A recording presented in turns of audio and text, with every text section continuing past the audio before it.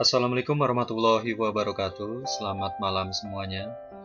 Pada kesempatan malam hari ini, saya ingin menjelaskan tentang arsitektur enterprise ya. Pada materi malam hari ini, yaitu kita akan membahas tentang penyimpanan dan tata kelola arsitektur. Nah, penyimpanan di sini adalah suatu penyimpanan data-data, ya, data-data yang disimpan oleh sistem, yang nantinya data-data tersebut itu bisa dikelola, yang bisa terintegrasi antara governance. Ya, governance itu sebetulnya sih bisa adanya hubungan antara pemerintah dengan perusahaan, bisa juga antara masyarakat atau mungkin konsumen dengan perusahaan, dan bisa juga ketiganya. Nah, di sini topik bahasan yaitu yang pertama adalah penyimpanan arsitektur dan yang kedua adalah tata kelola arsitektur. Tentukan relationship antara repository arsitektur dengan siklus ADM serta struktur dinamis konten di dalamnya. Di sini repository adalah sebetulnya sebuah gudang ya, gudang atau tempat penyimpanan yang sebetulnya penyimpanan di sini dia lebih ke arah ke data-data ya, ke data-data yang nantinya akan disimpan di sistem ya. Data-data tersebut berisi informasi yang ada bisa di bagian divisi tertentu, bisa di bagian produksi, bisa juga di bagian gudang, bisa atau warehouse dan lain-lain sebagainya. Nah, di situ dengan siklus arsitektur development management ya. Jadi selain dari IT-nya atau sistemnya, diterapkan juga manajemennya sesuai dengan standar atau mungkin SOP yang sudah ditentukan. Kemudian lakukan tata kelola governance arsitektur termasuk manajemen repository serta pengaturan pemantauan, monitoring dan pemeriksaan checking pekerjaan arsitektur. Jadi di sini ada tata kelola ya. Tata kelola di sini yang nantinya akan melakukan monitoring terhadap data-data yang nantinya akan diproses ya. Mungkin data-data yang awal masuk yaitu mungkin bahan baku yang nantinya akan diproduksi, kemudian diolah di situ, dan yang nantinya setelah diproduksi itu akan disimpan di bagian gudang yang selanjutnya mungkin akan dipasarkan ya. Dan dipasarkan ini tentunya ada yang namanya pemasaran terlebih dahulu oleh divisi bagian marketing ya. Yang nantinya pada divisi bagian marketing ini dia akan melihat ke sistem ya, ke dalam sistem di perusahaannya, apakah stok barang yang akan dipesan oleh konsumen itu dia sudah siap, sudah ready atau belum, atau mungkin konsumen tersebut mesti melakukan inden ya. Inden itu artinya memesan terlebih dahulu, yang nantinya dalam waktu yang sudah ditentukan itu akan dilakukan produksi, yang nantinya hasil dari produksi itu diberikan kepada konsumen sesuai dengan pemesanan. Dan dilakukan juga pemeriksaan checking pekerjaan arsitektur. Nah, pemeriksaan di sini yaitu melakukan monitoring juga apakah selama sistem berjalan tersebut itu terjadi masalah atau tidak ya. Karena yang namanya sistem itu bisa mengikuti sesuai dengan permintaan atau mungkin tuntutan. Jikalau terdapat ada bagian-bagian tertentu yang nantinya akan membutuhkan sentuhan dari sistem, itu akan dikembangkan kembali ya, akan dilakukan maintenance kembali, yang nantinya pada bagian-bagian tersebut ya itu dilakukan integrasi ya, dilakukan integrasi yang nantinya pada bagian-bagian divisi tersebut itu saling berelasi dan saling bisa mengakses sistem tersebut ya, seperti itu. Kemudian repository arsitektur, sistem yang berisi dan mengelola seluruh informasi enterprise yang berguna untuk arsitektur enterprise. Proses, data, komponen, hasil, deliverable, artefak, pola, norma, dan lain-lain. Jadi Isi dari repositori arsitektur itu apa aja sih? Nah, di sini sebetulnya seluruhnya itu atau mungkin kesemuanya itu bermacam-macam. Mulai dari proses-proses ya, proses-proses yang ada ya. Proses yang ada yang tentunya mungkin itu termasuk bisnis proses ya. Kemudian data-data yang nantinya akan dilakukan input di proses yang nantinya akan menghasilkan output berupa informasi ya. Kemudian ada juga bagian komponen. Komponen di sini adalah bagian-bagian yang ikut serta untuk memproses data tersebut ya. Komponen ini bisa juga dalam bentuk arsitektur ya, perangkat keras, perangkat lunak yang digunakan oleh perusahaan tersebut ya, yang nantinya diperlukan ya. Entah itu perangkat lunak yang memang sudah diberikan atau dibuatkan oleh seorang programmer, ataupun bisa juga mungkin perangkat lunak tambahan lainnya seperti Microsoft Office atau mungkin software-software yang memang berhubungan dengan keuangan atau accounting dan lain-lainnya yang nantinya akan saling berelasi. Kemudian nanti akan menghasilkan delivery. Di sini sebetulnya hasil tersebut yang nantinya akan diterima oleh banyak pihak. Bisa juga diterima oleh top manajemen, bisa juga diterima oleh bagian tersebut, bisa juga diterima oleh bagian konsumen itu sendiri ya. Jadi konsumen ini mungkin bisa melihat atau mengakses sistem tersebut ya, tapi diberikan otoritas hanya mungkin sedikit, hanya melihat saja ya. Salah satunya mungkin bisa melihat katalog ya, katalog berupa barang-barang berikut harga-harga yang mungkin sudah dicantumkan atau di-input di websitenya atau mungkin di sistemnya, yang nantinya mungkin kalau misalnya konsumen tersebut ingin melakukan pemesanan itu bisa juga lewat transaksi ya, transaksi online yang nantinya hasil dari transaksi tersebut atau bukti dari pengiriman ya melalui transfer, yang nantinya setelah mengirimkan bukti transfer tersebut itu akan dikirim berupa barang yang memang sudah dipesan. Bisa juga seperti itu ya.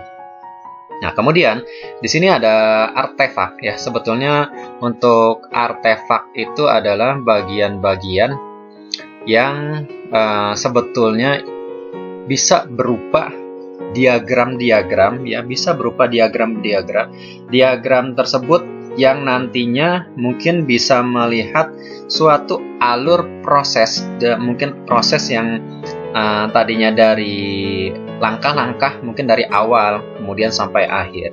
Kemudian di sini juga ada pola ya, pola ini adalah sebetulnya di dalam suatu sistem memang terdapat pola ya. Pola itu adalah sebetulnya bisa juga instruksi atau mungkin aturan atau mungkin capaian yang memang diperuntukkan kepada bagian-bagiannya atau mungkin bagian sistem tersebut. Selanjutnya di sini ada bagian norma. Norma itu sebetulnya sih bisa juga adalah aturan ya, aturan yang melekat kepada perusahaan tersebut. Ya, perusahaan tersebut. Dan biasanya kalau misalnya berhubungan dengan norma atau mungkin aturan-aturan, biasanya memang sudah ada standarisasi ya, secara mungkin nasional atau mungkin secara internasional, yang sebetulnya pada suatu proses bisnis yang memang perusahaan tersebut cukup besar itu memang sudah ada standarisasi yang nantinya mungkin memiliki sertifikat ya. Sertifikat itu mungkin tujuannya guna memberikan label ya kepada suatu perusahaan kalau perusahaan tersebut memang sudah sesuai dengan aturan yang ada ya. Ya, kemudian di sini repositori menyimpan dan mengelola seluruh elemen model dan hubungan antar mereka yang dapat ditelusuri. Jadi repositori ini menyimpan berbagai tampilan-tampilan ya, tampilan-tampilan atau mungkin prosedur-prosedur yang nantinya prosedur-prosedur itu bisa dimasukkan ke dalam sistem ya, ke dalam sistem yang nantinya sistem tersebut akan berjalan sesuai dengan prosedur yang ada. Repository juga menyimpan diagram dan mengelola koneksi antar diagram dan elemen model yang direpresentasikan. Menyimpan diagram dan mengelola koneksi antara diagram. Mengelola koneksi di sini adalah antar bagian sistem tersebut itu yang nantinya akan dilakukan koneksi. Koneksi tersebut sebetulnya sih tergantung dari hak akses juga siapa yang nantinya akan menggunakan, karena tidak semua bagian itu bisa melakukan akses pada data-data tersebut hanya orang-orang tertentu saja yang bisa mengakses keseluruhannya. Biasanya itu dilakukan oleh admin administrator yang nantinya mungkin administrator akan melakukan pengaturan-pengaturan terhadap elemen-elemen lain atau mungkin bagian-bagian yang lain yang memang pada setiap divisi itu diperlukan relasi atau mungkin hubungan koneksi antar diagram tersebut. Nah, penyimpanan arsitektur di sini repository. Nah, ini agak-agak ribet dibacanya penyimpanan repository itu sebetulnya bisa dikatakan penyimpanan atau mungkin gudang juga kalau diterjemahkan sih. Arsitektur memainkan posisi sentral dalam TOGAF. TOGAF itu adalah the Open Group Architecture framework sebagai tools atau perangkat untuk menggunakan ulang dan menstruktur informasi. Nantinya dia sebetulnya memang sentral karena semua bagian-bagian itu akan disimpan dikombinasikan dan diintegrasikan kepada bagian-bagian tersebut yang nantinya akan menggunakan ulang itu mungkin dilakukan perkembangan atau mungkin menyesuaikan dengan situasi yang ada, menyesuaikan dengan prosedur yang ada, dan menstruktur informasi. Menstruktur itu adalah sebetulnya menyesuaikan kembali yang tadinya mungkin informasi ini mungkin hanya satu arah, mungkin dilakukan bisa menjadi dua arah yang nantinya mungkin antara pihak yang nanti akan melakukan input atau mungkin menerima output itu bisa saling berkoordinasi atau mungkin bisa saling berkomunikasi. Itu mungkin salah satu contohnya. Nah, tujuannya adalah menemukan hal-hal yang telah dilakukan selama siklus ADM sebelumnya sehingga terkumpul dan menjadi aset yang tersedia bagi seluruh perusahaan Jadi di sini tujuan repository arsitektur atau penyimpanan arsitektur itu adalah menemukan hal-hal yang telah dilakukan selama siklus ADM Jadi di sini adalah menemukan hal-hal yang telah dilakukan selama siklus ADM. Jadi semua itu yang nantinya akan dikombinasikan yang kedepannya itu akan diintegrasikan atau direlasikan sesuai dengan manajemen yang ada, sesuai dengan prosedur yang ada di perusahaan tersebut. Siklus Arsitektur Development Management TOGAF berfungsi sebagai yang pertama adalah penyedia informasi yang mengisi repository selama masa pengembangan Penyedia informasi, dia yang nantinya akan memberikan informasi selama masa pengembangan suatu sistem Kemudian yang kedua adalah pengguna yang mengambil elemen-elemen dari repository sesuai dengan kebutuhannya. Pengguna di sini sebetulnya sih bisa juga ada dalam internal tersebut orang yang memang ikut melakukan proses pada bagian sistem tersebut, bisa juga mungkin konsumen di sini bisa juga konsumen yang nantinya mungkin konsumen bisa melihat hasil dari output yang memang output tersebut diperlukan oleh konsumen yang nantinya mungkin konsumen itu akan bekerja sama atau kalau misalnya di dalam bidang jasa atau mungkin memerlukan jasanya atau mungkin bisa memerlukan produknya seperti itu. Berikutnya adalah struktur repository di sini ada meta model dan lain-lain. Di sini memang ada penjelasannya. Meta model itu adalah berisi elemen-elemen arsitektur dan relationship ya, hubungan di antara mereka ya. Jadi meta model itu adalah bagian-bagian ya, bagian-bagian yang nantinya sebetulnya ada hubungan relationship atau mungkin relasi di antara sistem yang sedang berjalan tersebut. Itu yang nantinya ada bisa ada diagram ya, diagram mungkin mulai dari yang nantinya top management tersebut nanti akan berelasi atau mungkin berkomunikasi dengan bagian lain ya yang ada di divisi tersebut ya. Itu yang nantinya akan ada seperti diagram ya. Kemudian yang kedua adalah arsitektur landscape, mendeskripsikan arsitektur yang sudah ada.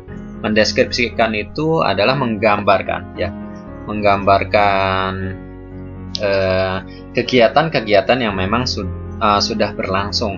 Seperti ya, sebetulnya sih itu seperti mendefinisikan ya, menjelaskan suatu proses-proses ya pada bagian-bagian tertentu, sehingga mungkin user itu bisa mengetahui bagian-bagian tersebut itu detailnya dipergunakan untuk apa. Reference library ya, berisi template, pola, panduan, dan seluruh elemen yang sudah diimplementasikan dan tersedia untuk reuse atau digunakan kembali ya. Kemudian standar information base, berisi norma, tool, dan layanan standar internasional yang harus diikuti. Nah, di sini standar information base itu sebetulnya sih bisa dasar ya, bisa dasar yang memang standar tersebut harus dilakukan ya. Karena memang kalau misalnya di perusahaan-perusahaan besar, jika ingin menyesuaikan dengan standar yang memang sudah di standarisasi secara internasional, salah satu contohnya mungkin ISO ya. ISO itu sebetulnya ada 2018, ada 2019 dan lain-lain, ada tingkatan-tingkatannya juga ya. Karena untuk sertifikasi ISO tersebut mungkin teman-teman sudah banyak mengetahuinya dan memang pernah mengalami di tempat kerjanya ya, standarisasi ISO itu seperti apa ya. Sebetulnya itu yang nantinya akan dilihat segala aspek ya, mungkin dari hal-hal yang sederhana sampai ke hal-hal yang lebih detail mengenai aturan-aturan yang ada di perusahaan tersebut, kemudian SOP ya, standar operasional prosedur, kemudian infrastruktur dan lain-lainnya, yang kesemuanya itu yang nantinya akan dinilai oleh standarisasi ISO tersebut. Itu sudah sesuai atau belum. Jika sudah sesuai, itu yang nantinya akan diberikan sertifikat ISO. Ya, biasanya kalau misalnya sudah bersertifikat ISO, itu sertifikat tersebut biasanya sih suka dipajang ya, dipajang mungkin pada bagian penerimaan tamu yang nantinya sertifikat ISO tersebut itu ditaruh di sebuah bingkai ya, atau mungkin di lemari kaca yang nantinya bisa dilihat oleh para tamu bahwa perusahaan tersebut memang sudah mengikuti standar yang memang sudah ditentukan. Nah, kemudian yang terakhir adalah governance log ya, dan arsitektur capability, bagian yang berkaitan dengan tata kelola repositori. Tata kelola itu adalah penempatan pada elemen-elemen tersebut yang nantinya itu akan diorganisir, akan disesuaikan dengan posisinya masing-masing, sesuai dengan fungsinya masing-masing ya. Kemudian arsitektur kontinum ya, rangkaian kesatuan. Peranannya adalah menyediakan rencana klasifikasi untuk repositori perusahaan yang fokus khusus pada bagian reference library ya. Library ini sebetulnya sih mirip-mirip katalog ya, katalog yang nantinya sebetulnya menyediakan rencana klasifikasi. Jadi dia yang nantinya akan menyediakan klasifikasi kepada bagian repositori, apakah bagian elemen-elemen tersebut itu nanti masuk kepada bagian mana, yaitu yang nantinya akan diklasifikasikan, akan disesuaikan dengan bagian-bagian yang memang pada inti-intinya tersebut. Bagian ini memainkan peranan penting sebagai yang pertama adalah area penyimpanan atau storage, yang kedua adalah basis ya untuk reuse, digunakan kembali dalam konteks eksekusi dalam siklus ADM, ya, dalam siklus ADM. Jadi di sini adalah memang area untuk penyimpanan suatu elemen-elemen kepada tata kelola, ya, tata kelola yang terdapat pada arsitektur enterprise, ya. Nah, kemudian di sini pada slide 9, foundation arsitektur terkait dengan dasar arsitektur generik berupa spesifikasi tingkat tinggi dan pola arsitektur yang dapat diterapkan di semua jenis perusahaan, ya. Generik itu sebetulnya sih dia yang memang dipergunakan untuk semuanya. Salah satu contoh mungkin dalam segi gambaran, ya, misalkan adalah saya memiliki suatu sistem, ya, yang memang sistem itu bisa diperjualbelikan, ya, dijual kepada perusahaan-perusahaan yang memang sejenis, ya, yang nantinya sistem tersebut itu bisa digunakan oleh perusahaan tersebut. Tetapi di situ mungkin tidak bisa saya kembangkan, ya, sesuai dengan kebutuhan perusahaan-perusahaan yang ada, ya, karena mungkin setiap perusahaan-perusahaan yang ada itu memiliki SOP-nya masing-masing, ya.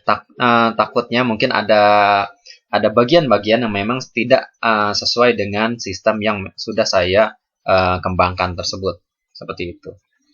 Jadi kalau misalnya generik itu yang memang itu sudah paten yang nantinya oleh perusahaan tersebut itu silahkan dipergunakan sebagaimana fungsinya.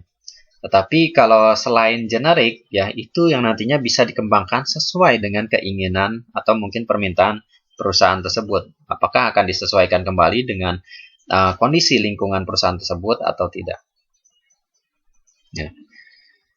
Kemudian common system arsitektur terkait dengan sistem dengan reusable tinggi yang digunakan pada layanan lintas organisasi seperti security, network, dan komunikasi. Ya. Di sini berhubungan dengan reusable tinggi, ya.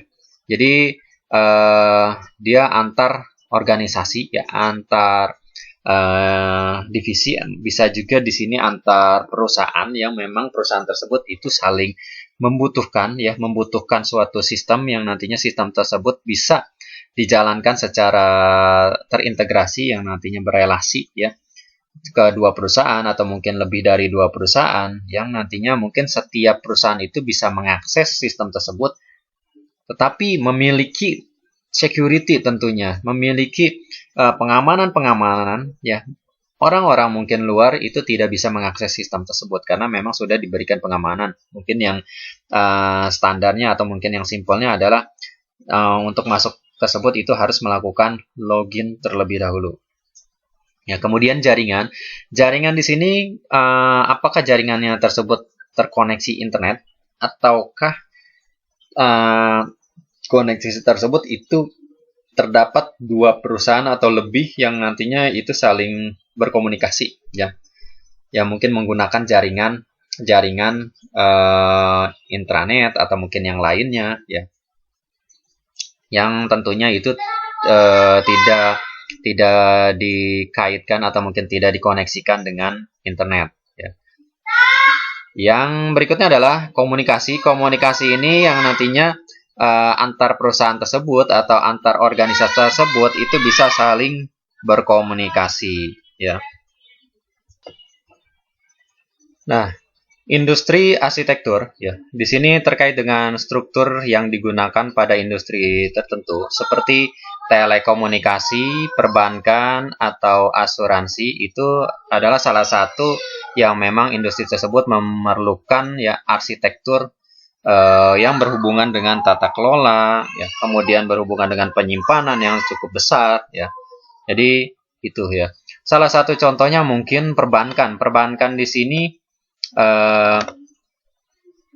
jadi kalau misalkan saya mungkin melakukan transfer sejumlah nominal ya dari bank, misalnya adalah dari BCA ke Bank BRI, itu sebetulnya kan antar bank yang berbeda, tetapi di situ sudah diterapkan ya prosedur-prosedur dan sudah dilakukan integrasi data ya dari bank satu ke bank yang lainnya, sehingga walaupun kita melakukan transfer ke beda bank, itu bisa dilakukan transaksi. Ya, itu salah satu contohnya.